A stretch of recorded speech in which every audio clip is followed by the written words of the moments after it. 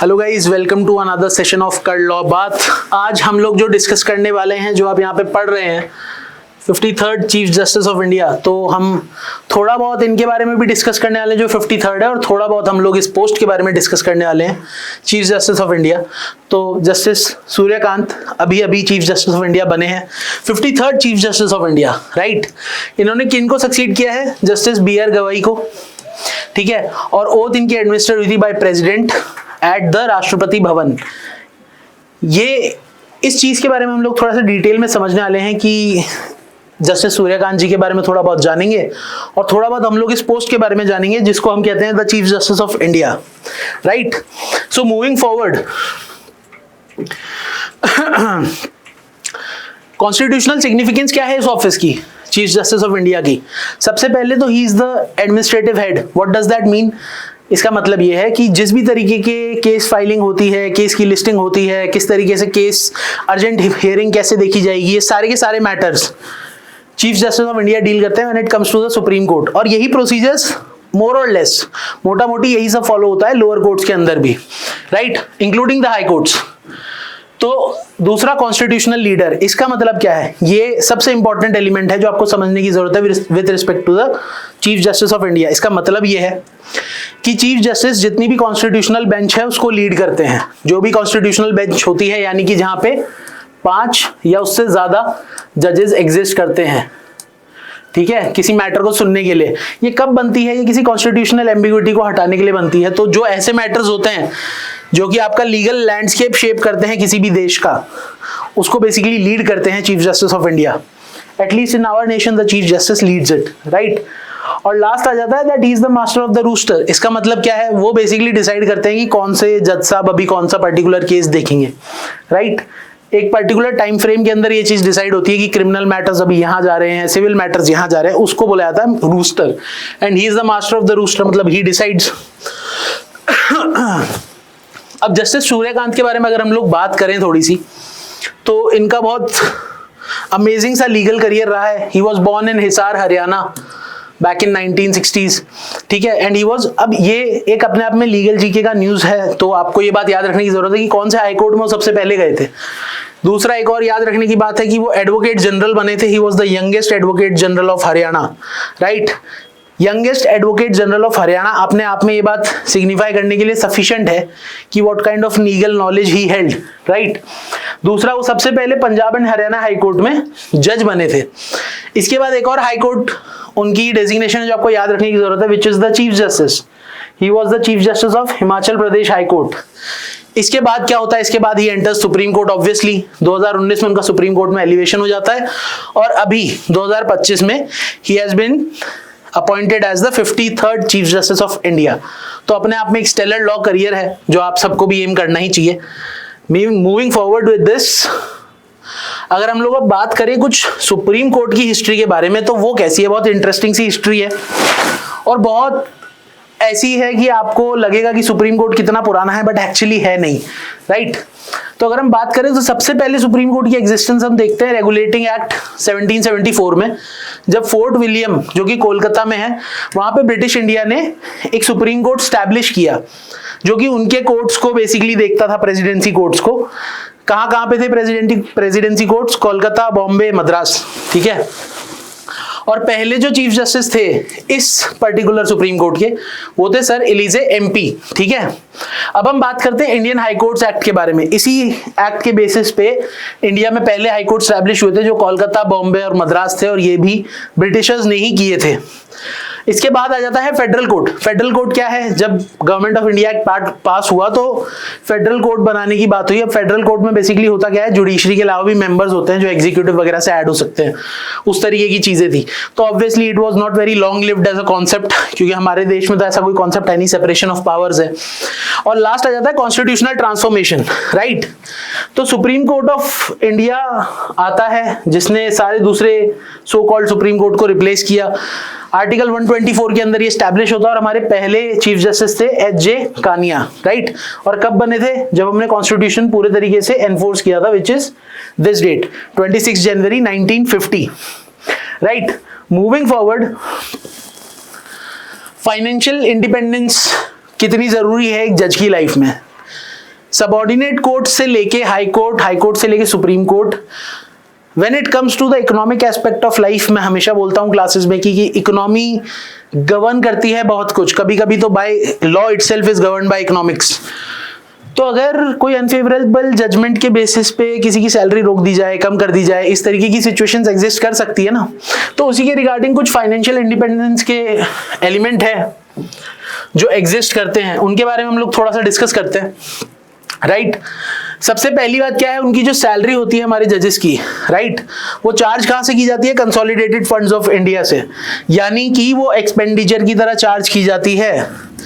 करना ही है ये एक्सपेंडिचर, आपको समझ रहे हैं आप? जैसे एक पार्लियामेंट चलाने के लिए बार बार आपको कई सारे पैसे खर्च होते हैं ना यार, कि इलेक्ट्रिसिटी बिल है, सिक्योरिटी बिल है, ऐसे ही ये कोई ऐसा नहीं है कि इसके लिए वोट होगा, देखा जाएगा इसमें कितने पैसे देने, नहीं, ये आपका परमानेंट खर्चा है, इसके लिए कोई पार्लियामेंट्री वोटिंग नहीं होती है, राइट। किसी भी तरीके की पार्लियामेंट्री अप्रूवल की रिक्वायरमेंट नहीं है। पार्लियामेंट्री अप्रूवल है, एक लॉ होता है पूरा जिसके बेसिस पे जजेस की सैलरी डिसाइड होती है, बट उसके बारे में अभी डिस्कस करते हैं हल्का सा। पार्लियामेंट का रोल, जो कि मैं कह रहा था, let's start discussing upon it. Parliament annual budget decide करता है कंसोलिडेटेड फंड्स का, क्या रहेगा, कैसे रहेगा, कितना रहेगा, इन एवरीथिंग, राइट। तो हम जब इसके ऊपर आते हैं कि उनकी सैलरी रिड्यूस करनी है, ऑल्टर करनी है, रिजेक्ट करनी है सिटिंग जजेस की, ये सब तो आप कर ही नहीं सकते। पार्लियामेंट के पास इसकी पावर है ही नहीं, ना कभी थी ना कभी होगी। पर पार्लियामेंट के पास पावर क्या है? ये तो बेसिकली इसलिए दिया गया है कि किसी तरीके का बाद में मैनिपुलेशन नहीं हो जजेस के साथ में, कि आपने ये जजमेंट दिया था हमारे फेवर में नहीं है तो हमने आपको हटा दिया। इस तरीके की चीजें अलाउड नहीं है जजेस के साथ, right.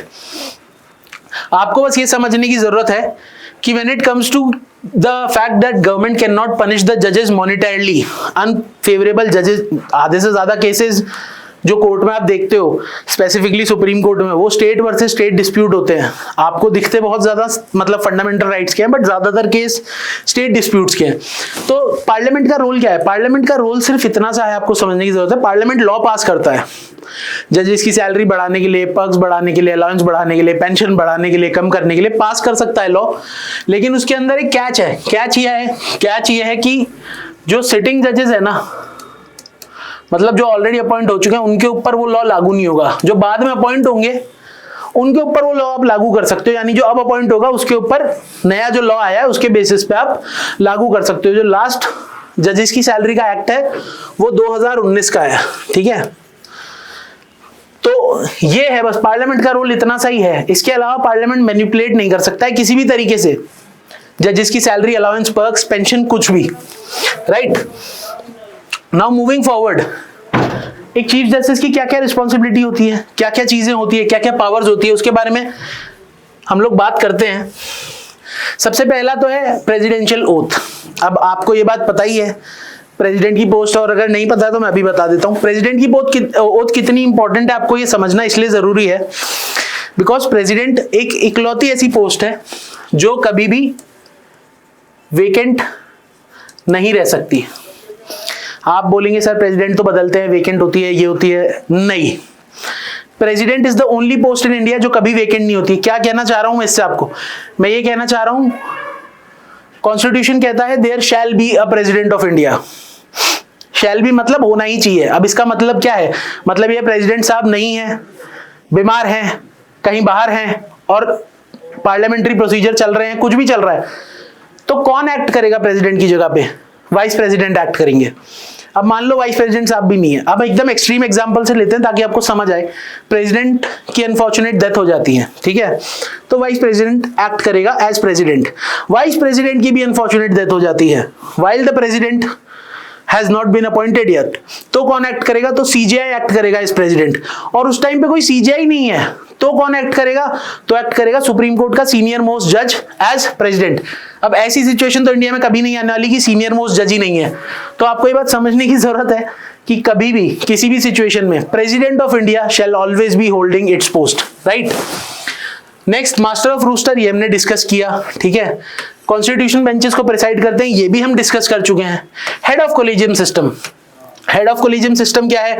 Head of collegium system ये है कि 4+1 सीनियर मोस्ट जजेस होते हैं, ये सीजेआई साहब खुद होते हैं, और ये 4 सीनियर मोस्ट जजेस होते हैं सुप्रीम कोर्ट के, जो डिसाइड करते हैं कि किनको सुप्रीम कोर्ट एलिवेट करना है और किनका ट्रांसफर करना है हाई कोर्ट्स में, हाई कोर्ट के जजेस में, ये सारी चीजें, राइट। एडमिनिस्ट्रेटिव लीडरशिप ये हम डिस्कस कर चुके हैं, और फ्रेमिंग रूल्स ऑफ प्रोसीजर, इसका मतलब क्या है? आर्टिकल 145 के अंडर सुप्रीम कोर्ट के पास एक पावर है कि सुप्रीम कोर्ट में केसेस किस तरीके से सुने जाएंगे, क्या होगा क्या नहीं होगा, किस पर्टिकुलर सिचुएशन में कौन से रूल्स अप्लाई कर दिए जाएंगे, इस पर्टिकुलर सिचुएशन में ये होगा नहीं होगा। एक अपना रूल्स एंड प्रोसीजर है किस चीज का? केसेस सुनने का हो सकता है, केसेस देखने का हो सकता है, लिस्टिंग का हो सकता है, हर चीज का। ये पावर कहां है? आर्टिकल 145 के under, right. Now let's move forward. तो अपॉइंटमेंट का प्रोसेस क्या है सीजीआई का? किस तरीके से अपॉइंट होते हैं?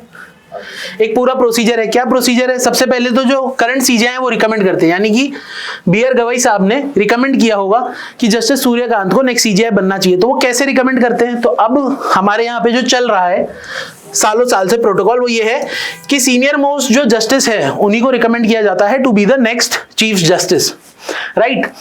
अब इसके बाद क्या होता है? इसके बाद ये एप्लीकेशन पहुंच जाती है यहाँ गवर्नमेंट प्रोसेस में, और यहाँ पे आपको याद रखने की जरूरत है कि सबसे पहले जाती है ये ministry of law and justice में, राइट। सीधा हायर लेवल एग्जीक्यूटिव्स पे नहीं जाती, सबसे पहले ministry of law and justice में जाती है, जो इसको फॉरवर्ड करते हैं to the prime minister, right. अब यहाँ पे एक बहुत इंपॉर्टेंट सा एलिमेंट है, प्राइम मिनिस्टर एडवाइस करते हैं प्रेसिडेंट को कि आप इनको अपॉइंट करिए। प्रेसिडेंट प्राइम मिनिस्टर की जो एडवाइस है उसको डिनाई नहीं कर सकते, आपको पता होना चाहिए, because he acts upon the advice of council of minister, जो कि लीड करते हैं पीएम, राइट। तो ये आपको पता होना चाहिए कि वो मना तो कर ही नहीं सकते। तो एक बार प्राइम मिनिस्टर ने एडवाइस करने के लिए बोल दिया, मतलब एडवाइस कर दिया, तो फिर डिसाइड हो जाता है कि वही अपने सीजीआई बन रहे हैं। प्रेसिडेंशियल अपॉइंटमेंट होती है, यानी प्रेसिडेंट साहब ओथ दिलाते हैं। अब आपको ये बात याद रखने की जरूरत है कि सीजीआई की ओथ हमेशा प्रेसिडेंट दिलाते हैं, प्रेसिडेंट की ओथ हमेशा सीजीआई दिलाते हैं, राइट। एंड लास्टली वही ओथ ली जाती है कहाँ? राष्ट्रपति भवन में, जो कि प्रेसिडेंट एश्योर करते हैं कि ओथ दे वो, right. Now moving forward beyond this, qualification and tenure क्या है किसी सीजीआई का? इसके बारे में अगर हम डिस्कस करें तो सबसे पहली रिक्वायरमेंट किसी भी गवर्नमेंट जॉब में जो होती है सिटीजनशिप। आपके यहाँ सिटीजनशिप होनी ही होनी चाहिए इंडिया की। अगर आपके यहाँ इंडिया की सिटीजनशिप नहीं है तो आप छोटे से छोटे गवर्नमेंट क्लर्क की भी जॉब होल्ड नहीं कर सकते हो, ठीक है। नेक्स्ट इज जुडिशियल एक्सपीरियंस और एडवोकेट एक्सपीरियंस। क्या कहना चाह रहा हूं मैं ये कहना चाह रहा हूं दो टाइप के एक्सपीरियंस हो सकते हैं, इन दोनों में से एक चाहिए। दोनों भी हो सकता है पर एक होगा तो काम हो जाएगा, मतलब एक ही रिक्वायर्ड है वैसे, ठीक है। जुडिशियल एक्सपीरियंस क्या है? आपके पास टोटल 5 साल का एक्सपीरियंस है एज अ हाई कोर्ट जज। और हाई कोर्ट जज मतलब ये नहीं सिंगल हाई कोर्ट जज, मल्टीपल हाई कोर्ट मिला के भी अगर आप 5 साल का जज एक्सपीरियंस होल्ड करते हो, जुडिशियल एक्सपीरियंस, तो आप एलिजिबल हो कि आप सुप्रीम कोर्ट के लिए एलिवेट हो सकते हो। एडवोकेट में यही सेम चीज की मल्टीपल हाई कोर्ट्स में या सिंगल हाई कोर्ट में मिला के 10 साल का एक्सपीरियंस है, अगर है तो आप एलिवेट हो सकते हो टुवर्ड्स द सुप्रीम कोर्ट। यही रिक्वायरमेंट्स हैं बस। बाकी ये डिस्टिंग्विश्ड ज्यूरिस्ट वाली जो रिक्वायरमेंट है ये थोड़ी अलग है, ये उस केस में भी लग सकती है अगर कोई लॉ डिग्री होल्ड नहीं करता या ऐसी चीजें हैं, बट द प्रेसिडेंट फील्स की नहीं, he has a very reasonable and juristic mind, तो अप्लाई कर सकते हैं, राइट। टेन्योर एंड रिटायरमेंट की अगर हम बात करें तो जजेस का कोई रिटायरमेंट टेन्योर नहीं होता है, मतलब व्हेन इट कम्स टू जजेस तो आपको ये बात समझने की जरूरत है, सुप्रीम कोर्ट के जजेस की जो रिटायरमेंट एज है वो 65 है, हाई कोर्ट के जजेस की रिटायरमेंट एज 62 है, और बाकी जो ऐसे सबऑर्डिनेट कोर्ट होते हैं, ठीक है, उनकी रिटायरमेंट एज है 60। ये अगर आपको कभी भी कंफ्यूजन हो तो बस यही याद रखना है, सुप्रीम कोर्ट के जज कभी भी अपॉइंट हुए हो 65 की एज तक ही कैन बी द जज। सेम फॉर हाई कोर्ट में ये केस 62 होता है, और दूसरे अगर नॉर्मल जजेस जो एग्जाम से बनते हैं वो 60 की एज तक होते हैं। ये तब तक रह सकते हैं जब तक या तो इनको इम्पीच ना कर दिया जाए, इनको सर्विस से हटा सकते हैं वैसे अब ये कोर्ट ऑफ रिकॉर्ड्स, बिकॉज उनकी सारी की सारी सर्विस इनके अंडर आती है, तो या तो इनको सर्विस से हटाना दिया जाए। पर अगर हम इनकी बात करें तो ये तो या तो रिजाइन कर सकते हैं या इम्पीच हो सकते हैं, या अगर इनकी अनफॉर्चुनेट अनटाइमली डेथ हो जाए तो इनका टेन्योर सुप्रीम कोर्ट के जजेस का is always up to 65 years. और जस्टिस सूर्यकांत के टेन्योर की अगर हम बात करें तो लगभग 14 महीने का है, विच इज ह्यूज कंसिडरिंग की रिसेंट टाइम में आपको याद पता होना चाहिए कि 1 साल का जजमेंट मतलब 1 साल का टाइम रीच करना as a CGI is quite rare, right. So that is pretty much it from our side for today's session of कर लो बात। आपको ऐसे और वीडियोस चाहिए कॉन्स्टिट्यूशनल हिस्ट्री के बारे में तो बताना, and we'll discuss some other session soon enough।